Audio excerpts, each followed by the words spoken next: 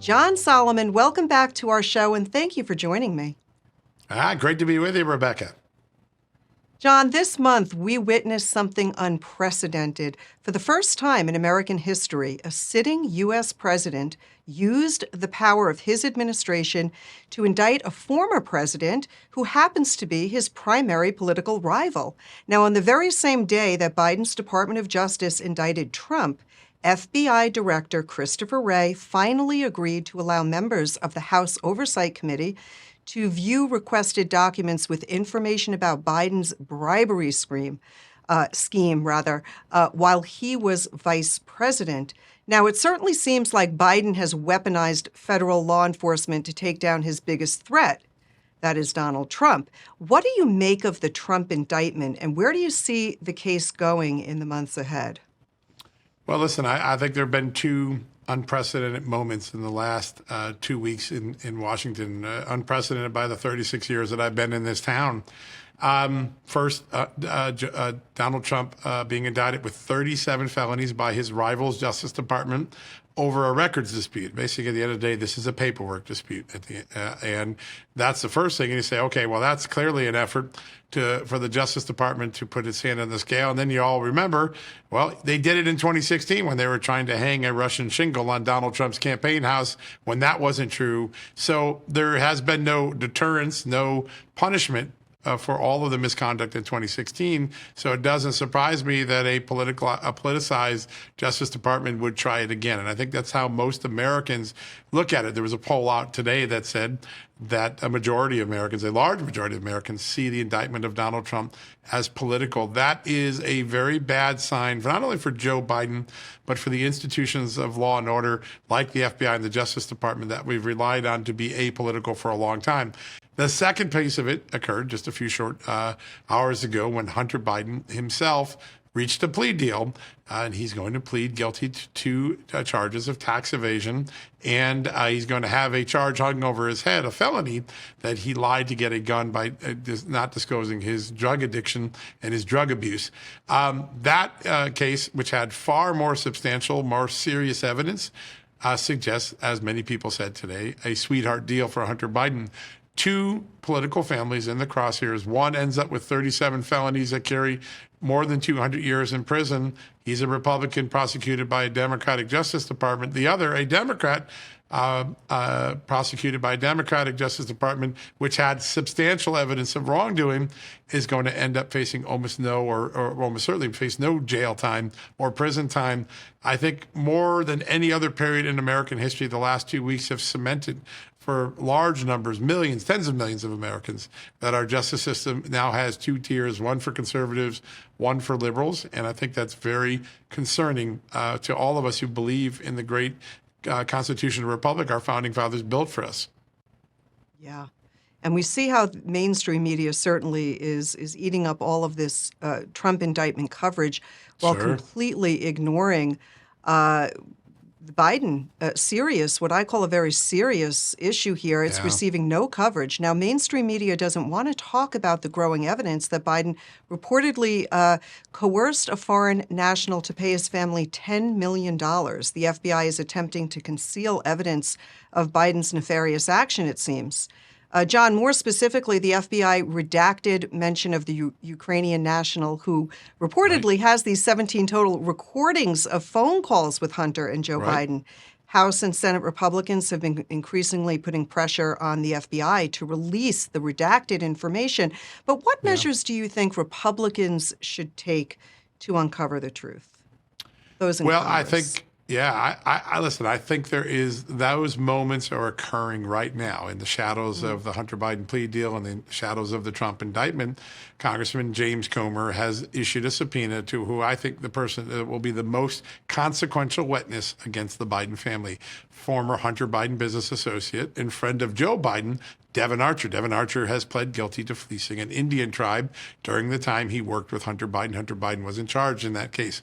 But Devin Archer knows what went on between Hunter Biden and his father, specifically as it relates to Ukraine.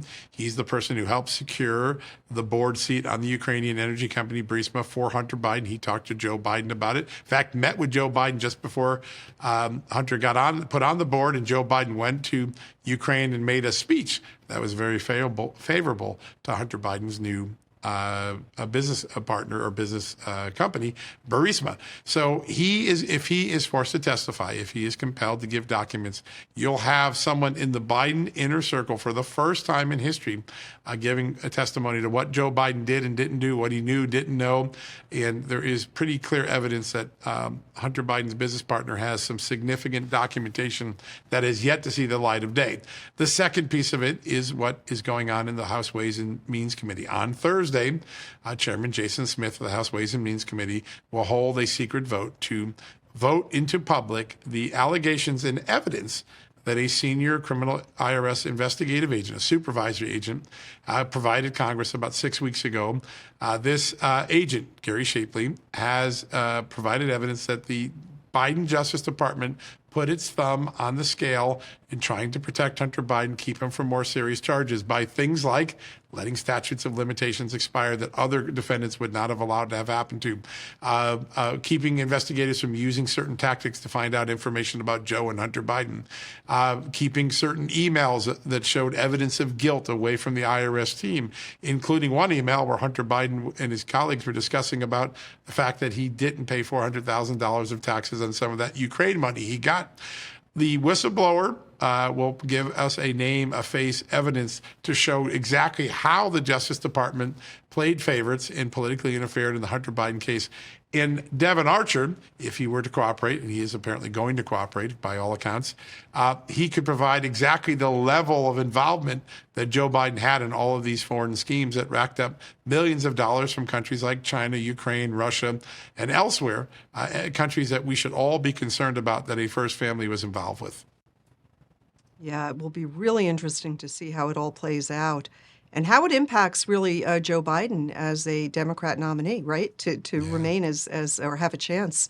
But the emergence of Robert F. Kennedy's popularity with Democrats certainly doesn't help Biden's case, I don't think. His willingness to really look at issues like the border wall, COVID vaccines, even the truth about the Democrats' Russia hoax. That to me is refreshing. Do you think that Robert, has a chance at beating Biden for the Democratic nomination? He poses a very severe threat, not unlike what his uncle Ted Kennedy posed to Jimmy Carter in the 1980 race. You and I have talked about this in the past. The similarities between Jimmy Carter's 1980 race and Joe Biden's 2024 races are becoming more and more clear. Everybody thought Ronald Reagan was washed up, and after the 76 loss to Ford, he came roaring back. Donald Trump, a lot of people thought he was washed up after losing the 2020 election.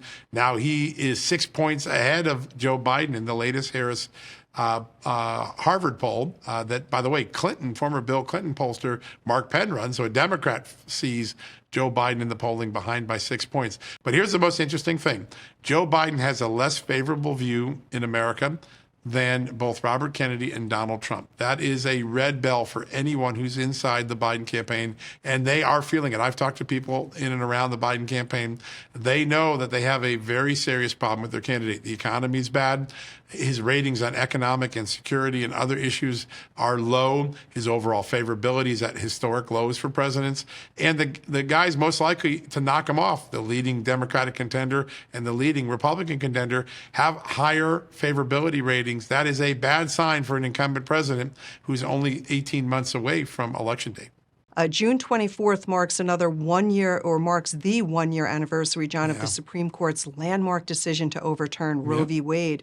And so many pollsters are arguing that this decision has hurt Republicans. But a recent Gallup poll found that Americans who identify as socially conservative is at an all-time high, at an 11-year high.